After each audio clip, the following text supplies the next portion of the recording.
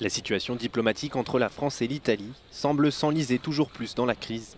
Emmanuel Macron a rappelé il y a quelques jours que le Premier ministre Giuseppe Conte est son seul interlocuteur en Italie. Le président cherche à discréditer le rôle des deux vice-premiers ministres Matteo Salvini et Luigi Di Maio. D'abord pour leurs nombreuses attaques verbales contre la France et la rencontre du dernier avec des gilets jaunes. La France a fait depuis plusieurs mois l'objet d'accusations répétées, d'attaques sans fondement de la part de deux membres du gouvernement italien, les deux vice-présidents du Conseil italien, et M. Salvini. Il y a eu un appel à voter contre le président, à soutenir un mouvement des Gilets jaunes, à mettre en cause l'action de la France en Afrique.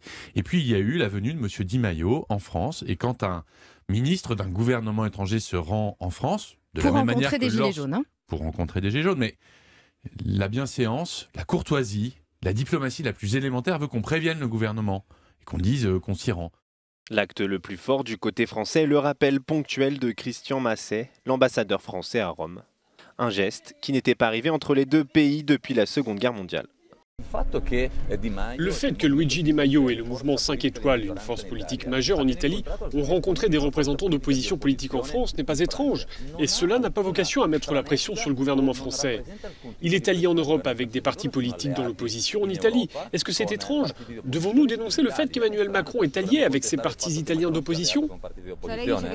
Rome tente d'organiser un front européen d'extrême droite contre les pro-européens, incarné notamment par le chef d'État français en vue du scrutin du 26 mai.